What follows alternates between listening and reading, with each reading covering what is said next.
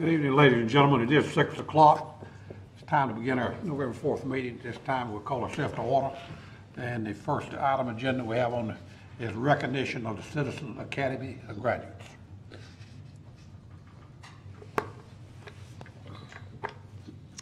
Good evening, Mayor, Council, City Manager. Thank you for allowing us to present to you our Citizens Academy graduates for 2014. This is our 6th year, so we're really excited about it. The Monroe City Academy is an opportunity for our residents of Monroe and those who work in the city of Monroe to gain a keen insight into the various city departments and find out more about the roles that our individual departments play into their everyday services for our citizens. The Academy is an 8-week session, so all of these wonderful people behind me have been with us for quite some time now. And we normally meet every Monday from 5:30 to 7:30. And so, Mayor, if you would join me in honor of presenting each one of our graduates.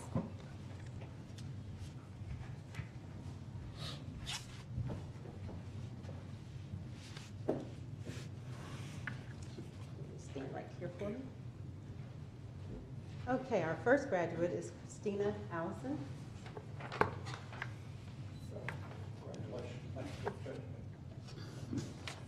Jacqueline Heyman.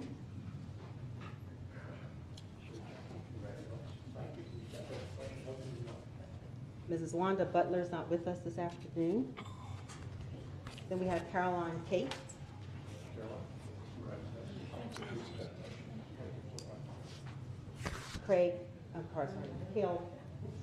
Hale Craigie. We'll let y'all stand in front of us, Jack. Margie Duncan. We can. We can. Rodney Duncan.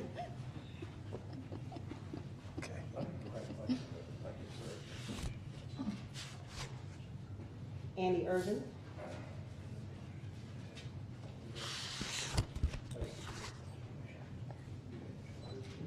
Shay Ivy.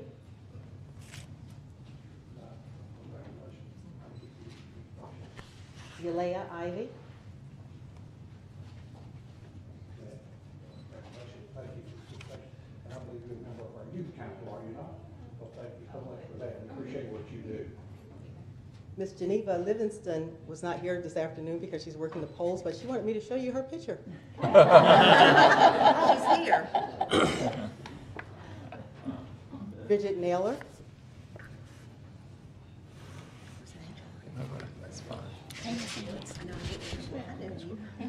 Elaine Reynolds. Did she force you into taking? Hey, Freddie. Rebecca Skelsey. That's what I heard her say. Yeah. I kept her out of trouble at places. This is our graduates for 2014. We thank you so much. If you would just turn around and greet our council. Congratulations. Good job. Appreciate you. Congratulations. Y'all just put in hard work. Go to the line there. Where you going to Now, how are you getting? Thank you all for y'all. Okay, that's what I wanted. Shay.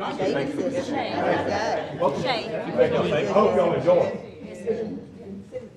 Yeah, I'm glad that you participate. I appreciate y'all participating. Learn a lot. You know, it caught me off guard when you were in the line. It's like, wait a minute, I know who this is. Let them tour around. So thank you. No problem. Thank you very much. I will. Thank you. Thank you. And your name is Duncan too. I told Mr. Jordan, I said, we can. Thank you for doing this, Congratulations. Congratulations. Glad y'all participated. Congratulations. In the program. Congratulations. Participating. Hope you learned a lot. You learned a few things. You better watch out. I know. You might. Thank you, sis.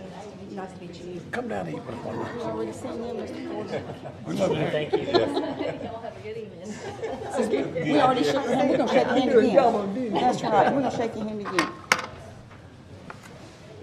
Okay. Bringing us down to consent agenda, Larry. Yes, Mayor and members of council, for the public's general awareness, I'll speak to the purpose of the consent agenda and its contents tonight. The council uses the consent agenda to consider items that are non-controversial and routine. The agenda is acted upon by one motion and the vote of council. Items may be removed from the consent agenda and placed on the regular agenda at the request of a council member or citizen with the consent of City Council. Tonight's consent agenda contains two areas, two items, the first of which is 3 sets of minutes and a report, which includes regular meeting from October 21st, Environmental and Water Resource meeting of August 19th, and Land Development Committee meeting of August 28th. And the last item under 2 of the consent agenda is disbursements for City Council discretionary funds, of which there are 2 items: Winchester alumni disbursement for $500 and one for the Community Health Services for $1,000. The third item under the consent portion of the agenda are 2 calls for public hearings involving zoning map amendments. The first of which is for property located at 4408 West Highway 74 from general business to conditional district. The second call for a public hearing is concerning property located at 2112 Morgan Hill Road from general industrial to conditional district. And those are the items on your consent agenda, sir. Motion to approve. Second. Have a motion second. Any discussion? Hearing none, all in favor? Aye. Okay. Consent agenda time. Could I have that, please? I think we've got a good time on this now. Yeah. Okay. Before we have public comment period, can I say something, Mr. Mayor? Yes, go right ahead. I understand, and I understand why the attorney said what he did on our last council meeting as far as the council not being able to respond to people who come up in our public comment period and make comments. That's because I don't want to get into a dialogue or any kind of argument. However, I don't think it's fair sometimes when people come up and speak and we are not answering, and I think it's can be very frustrating for our citizens. For example, last time we had people come up and spoke about the Laney Lee House, and we had several people from the historic district speaking about that. And I'm sure they were frustrated because there was no response from the council, even though today at our 4 o'clock meeting, we did address some issues and talked about that, and I thought that was really good to be able to get that out to the public.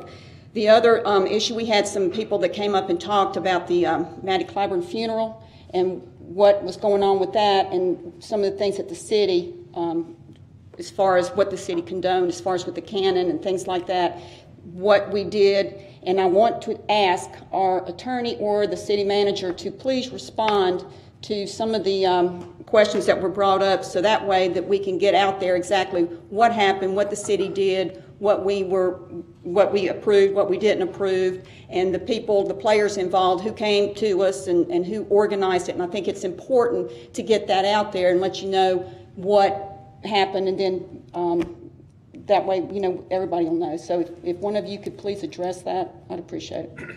If the mayor and council are so inclined, I can offer a few comments to that point. The ceremony and service was performed at the request of the family, of which they were participants.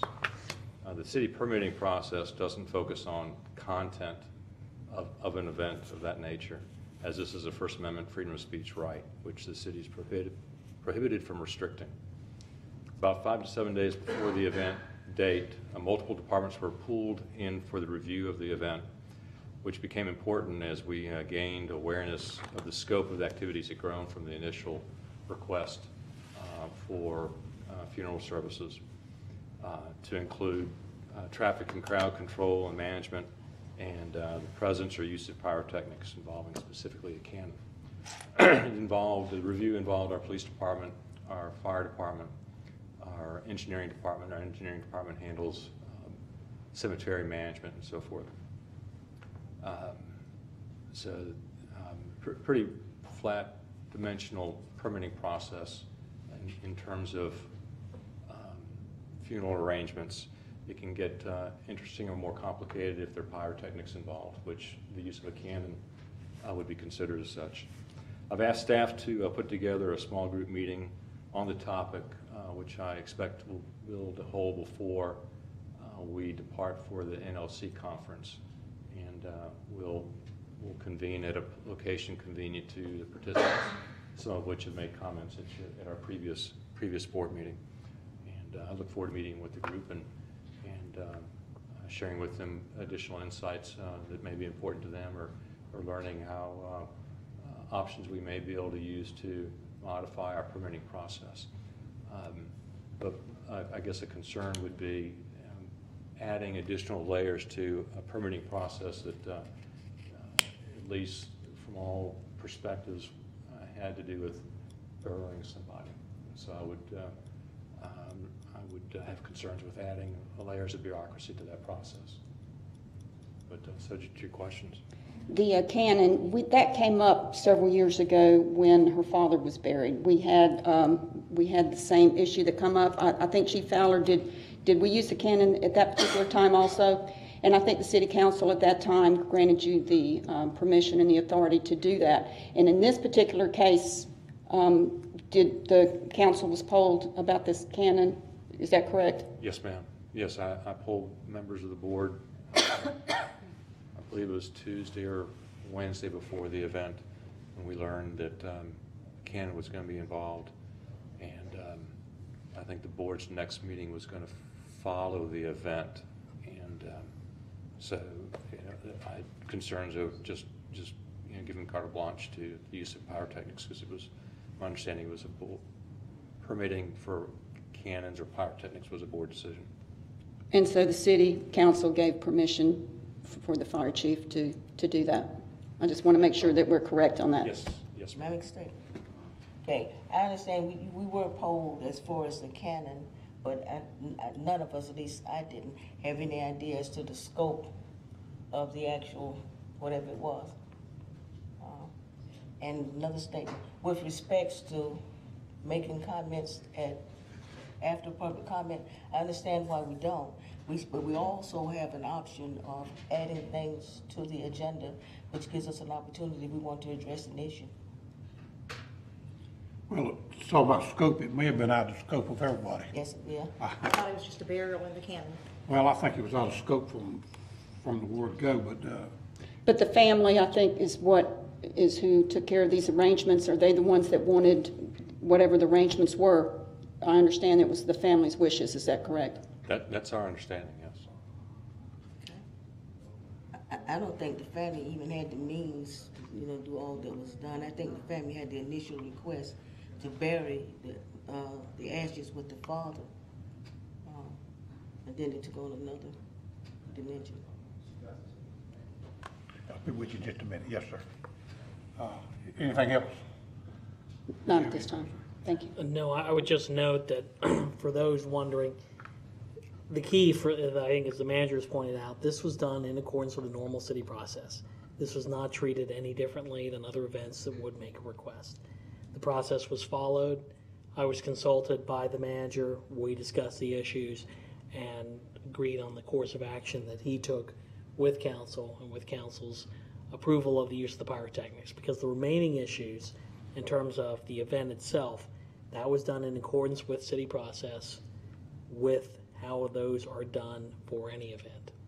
So I want to make sure that is, crystal clear for those who may have a question on that. Any other council have anything? Okay, if not, we have some people lined up to speak, and then I'll take it in order the way they were signed. Mr. Hubbard of 903 Plyler Street. Mr. Hubbard, if you will, if you give us your name and address for the record. This is for the clerk's record, please. My name is Jerry Hubbard, and my address is 903 Plyler. Good evening, council members, Mr. Mayor. I believe what I just heard was almost an apology for the debacle that occurred, which lets me know that City Council has gotten wise. That's a good thing. However, there still seems to be a little sour taste in my mouth, because this was it was bold, And I just think that it was a bit much. It was okay to do ceremony or whatever you want to call it, but I think it kind of got out of hand by turning into a rally. Question that remains is, who were they celebrating and what were they celebrating? Ms. Clyburne's picture was on the back of the folder. And if it was something to commemorate or celebrate something concerning her, certainly her name should have, or her picture should have appeared on the front and not the back. So, you know, I guess it's just more or less accountability. Who dreamed that up, I don't know. But in the future, let's have a little more sensitivity. And what I just heard from around the council was the fact that you're aware that it was insensitive, that it did inflame the black community, and that, you know, this is 2014. We're trying to build bridges. We're trying to unite the city. When we have things of this nature occur coming from leadership, it kind of puts a black eye on trying to unite. This is Union County. And in Union County, we're supposed to be united. In this country, we're supposed to be united. In closing, I'm just going to say, because you kind of answered some of the questions that I had, but again, I just want you to know that this was really, I think, done in poor taste. I tried contacting some of the family members. I don't know who y'all spoke with in the family. I haven't been able to talk to any of them yet, but I intend to, because as I said, I just can't see someone embracing something that enslaved a people, and then to tout Miss Clyburne as being the daughter of the Confederacy. I think that right there in itself is what leaves gravels in our mouth.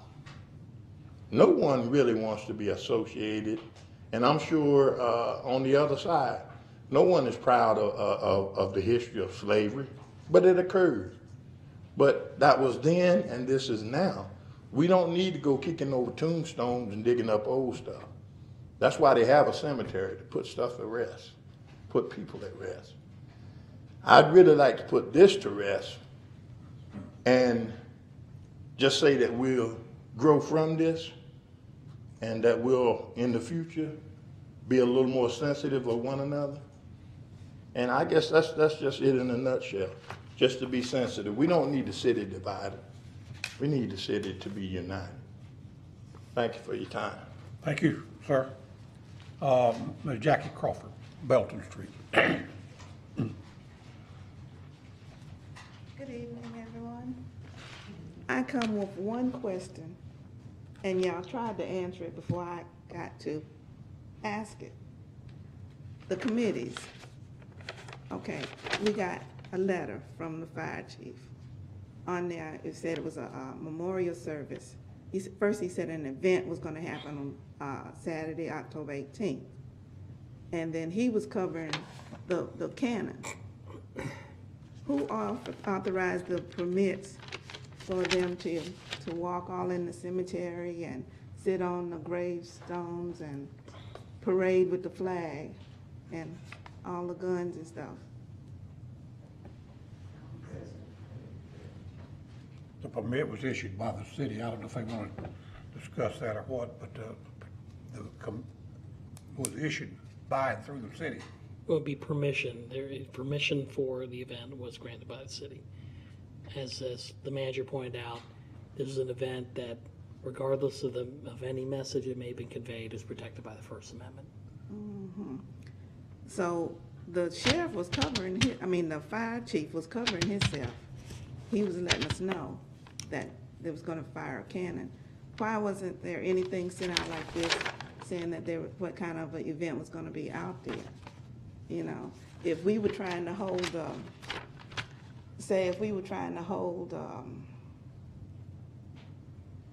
in memory of Robert Williams over in the White Cemetery, somebody would let somebody know, right? They would be told. You know, we've got different organizations set up where we can know to prepare for something. What if the wrong group had come up? You know, I'm not militant, I'm not a hater, I'm not any of that. But say if some of the younger folks had come through at that time, not knowing that it was there, you know,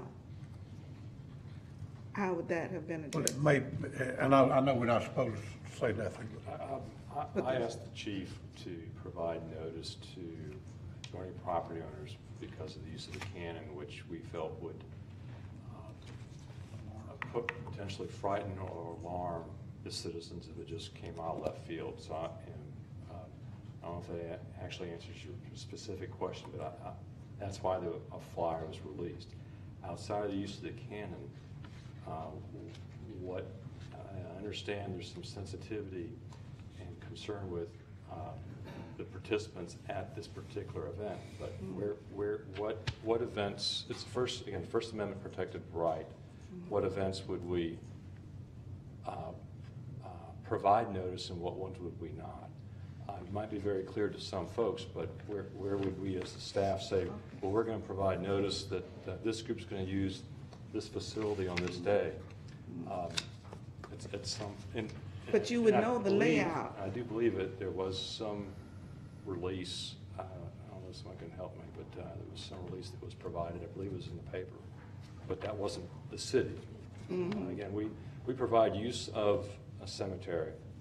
Yeah, but the cemetery, who handles the lots? The city handles the city council. It's a certain Well, it's the person city staff that handles knows where the graves are. And out there where they were standing, they were old graves, you know. So somebody should have been out there to tell them where they could stand or where graves were. And, you know, you're honoring one lady, but you're dishonoring some other people. And see, that needs to be looked in when y'all assign stuff in a cemetery, you know, because you wouldn't want us out there standing on your mom or your grandmama's grave, even though the marker's not there because somebody tore it down when they cleaned off that side of the field, the graveyard. That's all. I just need answers to those questions. Third I have, is that Ms. Russian? Yes. Yes, ma'am. If this time you may come to the podium, if you will, give your name and address. My name is Nutrition Russian, and I was appointed by the community person in our area, and it may not have been what you thought it was going to be, but it was ugly. And I think the people in our area need a apology behind it because you put the tent on top of their ancestors' graves. You had already went through years ago and pushed the tombstones down, which the name was not put on a platform, which it said it was going to be. Which Al Cunningham was taking care of that back in the days before he got sick. But this was ugly. This was ugly. These are our graveyards. This is where our ancestors was buried. And you put the tent on their graves instead of in the ball field, or maybe use Craft Park. It's right there. But you didn't do that. And it's ugly. And we need apologies for that. And it needs to be explained to the people that live in our area why you did that. I'm sure we all have learned something. But, Ugly. and what is your address? Is that Winchester? 805 Winchester 805, Avenue. okay. Thank you, ma'am. Thank you. That's all I have signed up, and at this time I will entertain. Mayor, Yeah, I was. Any others? I'm sorry. Let's ask for any others. You didn't have anyone sign up, but I think she wants to. Yeah, I was coming, yeah.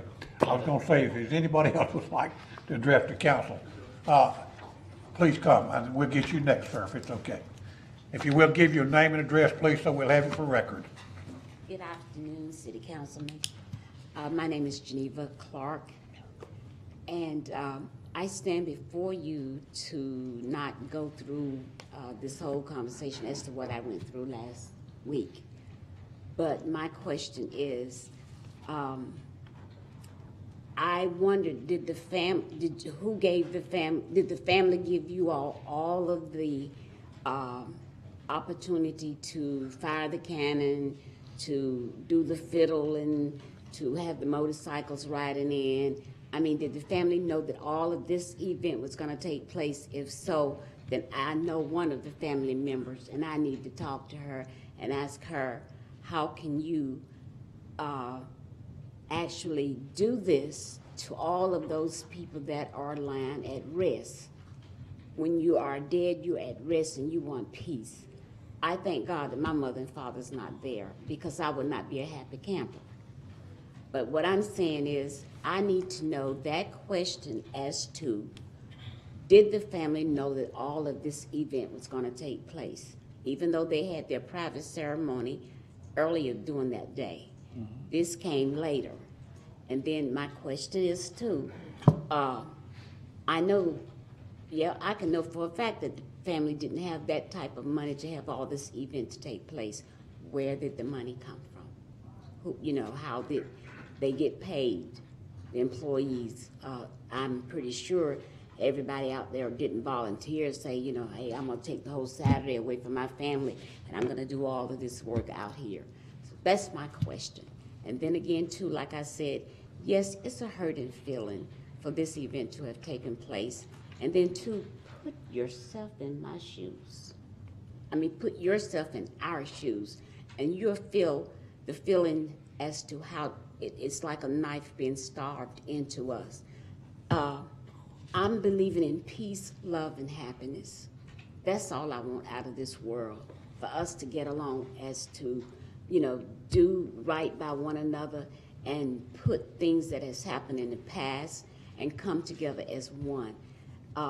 And I can honestly feel that some of you right now has a feeling as to say, that black woman, why don't she sit down and shut up? Because we're going to do what we want to do. But guess what? At the end of the day, God has it all in his hands, and his will be done. Thank you. Thank you, Ms. Clark. Would you give me your address so I can write it here on this sheet? It will be 901 901 LaSalle Street. LaSalle. And your phone number?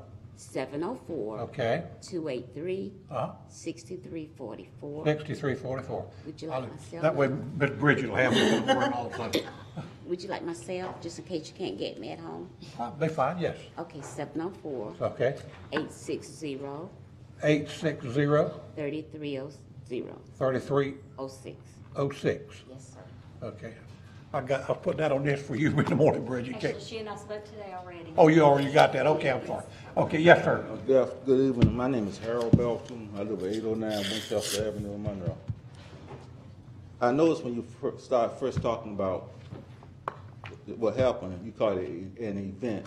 That's what it was. It wasn't no burial ceremony. I was present at the rally. It was basically a Confederate rally. I don't want to keep going over what everybody else said, but I talked to one of the people who helped plan it, Jack Clay, and he said that it was supposed to be a small ceremony, and that he was more or less shocked at the size of it. He refused to go up under the tent because of the size of it, and we talked for about an hour about the rights and wrongs of it. Another lady, her name is Pat. She worked in the genealogy at the genealogy department at the library. She refused to come because of the size of it. And he really more or less acknowledged that it was wrong. And I was wondering, why couldn't you have it uptown at the Confederate Memorial? Because it was a rally. I mean, I heard what they said. After they buried her, they stopped, but let me tell you about the real truth about the Civil War and who fought for the right side. They talked about another hour. You were out there. You remember I told you were wrong for this? You remember? Yeah. Okay. So I'm just wondering, to me, you desecrated a black cemetery. It was just like in Columbia, South Carolina, when they had the argument about the Confederate flag flying over the Capitol. They came to an agreement where they put it down below. If they were upset about flag flying over the Capitol, how do you think we feel about them having a Confederate rally in a black cemetery? What did you say the gentleman's name was? Jack Clay. Clay? Yeah, C-L-A-Y. Okay.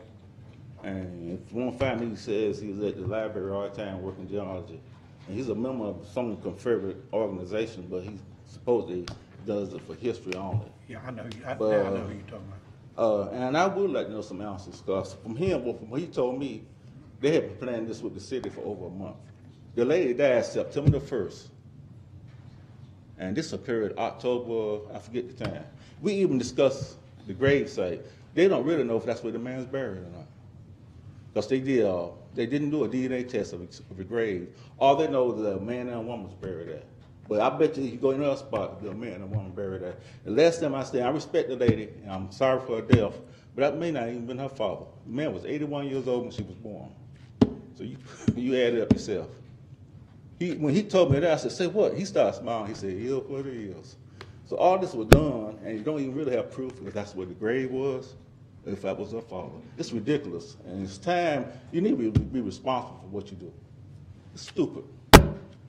And that's all I got to say right now. Okay. Thank you, Mr. Bell. Is anyone else who would like to speak? Hearing none, I'll entertain a motion. Motion to adjourn. I have a motion, do I have a second? I need a second. Second. I have a second? Second. All in favor? We adjourn. All right.